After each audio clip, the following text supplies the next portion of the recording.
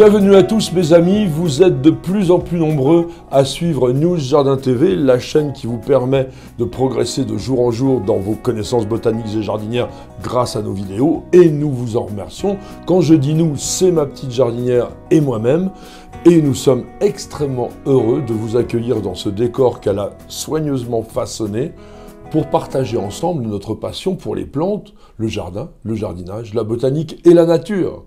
Et quand je vous parle de ma petite jardinière, c'est elle aussi qui enregistre toutes les images vidéo de cette émission, et je la remercie tout particulièrement, et je sais que vous l'appréciez.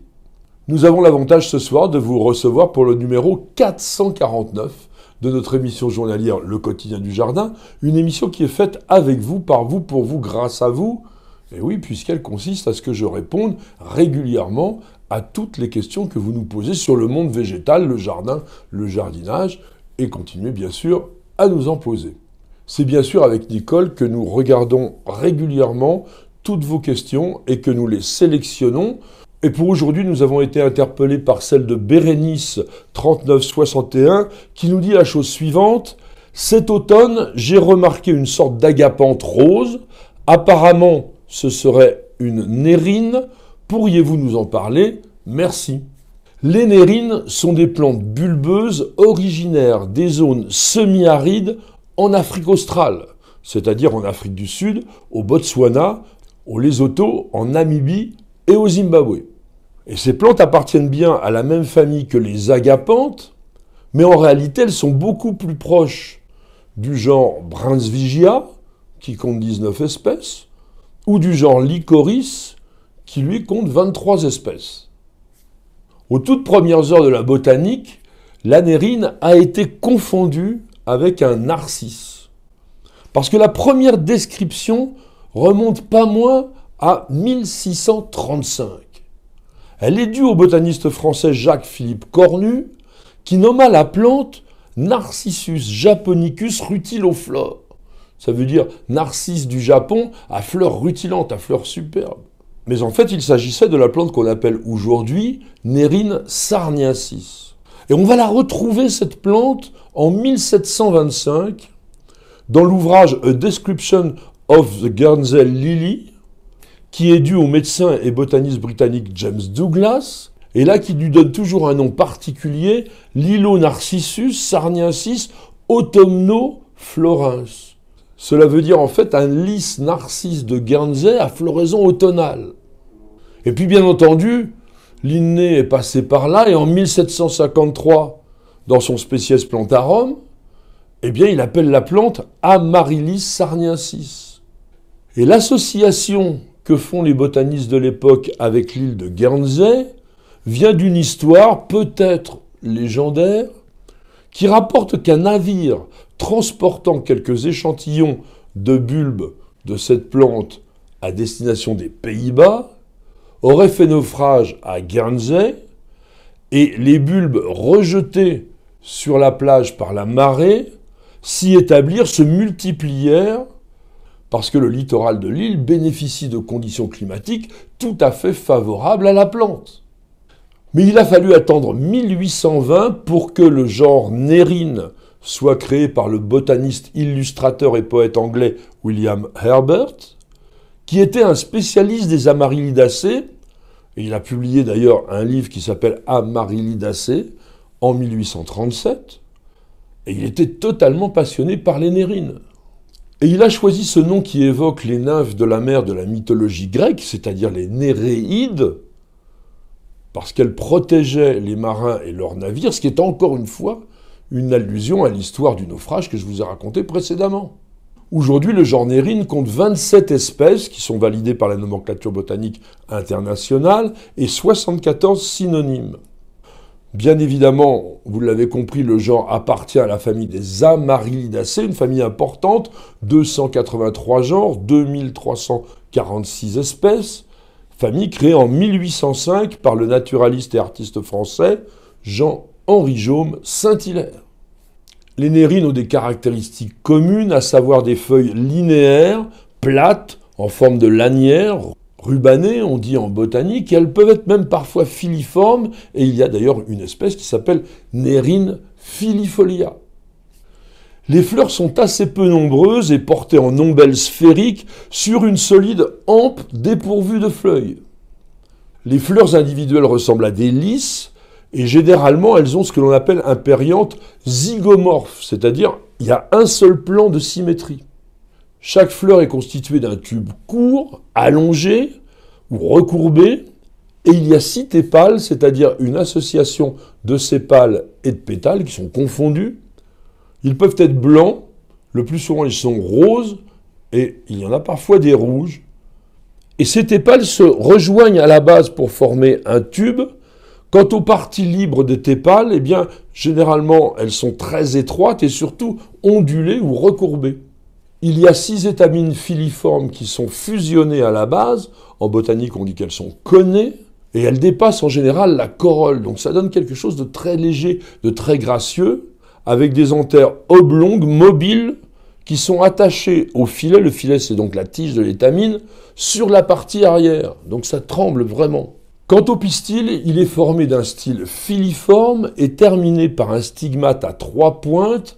On dit qu'il est tricuspidé. Dans le cas des espèces à feuillage caduc, l'inflorescence peut apparaître sur des tiges nues avant le développement des feuilles. C'est ce que l'on appelle l'hystéranthie.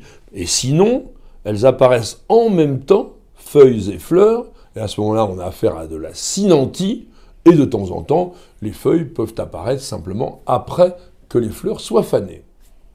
Le fruit est une capsule déhiscente, c'est-à-dire qu'il va s'ouvrir naturellement. Et cette capsule est divisée en plusieurs loges ovoïdes, rouge-vert, qui contiennent chacune de 1 à 3 graines, souvent vivipares. C'est-à-dire qu'elles peuvent commencer à germer avant d'être séparées de la plante mère. On trouve essentiellement dans le commerce 2 espèces de nérines, à commencer par Nérine bodenii, qu'on appelle souvent le lys de Guernsey, le lys de Cornouailles, le lys de Boden, le lys de Jersey ou la splendeur d'automne. Cette espèce a été décrite et nommée en 1904 par le jardinier botaniste anglais William Watson. Et le nom d'espèce Bodenii honore Athelstan Cornish Boden, qui était un géomètre anglais qui travaillait en Afrique du Sud, et il fut le premier à faire parvenir des bulbes de la plante en Angleterre en 1899. Notre Nérine bodenii est donc une sud-africaine qui forme une touffe de 40 à 50 cm de haut, dont les feuilles mesurent entre 20 et 30 cm de long.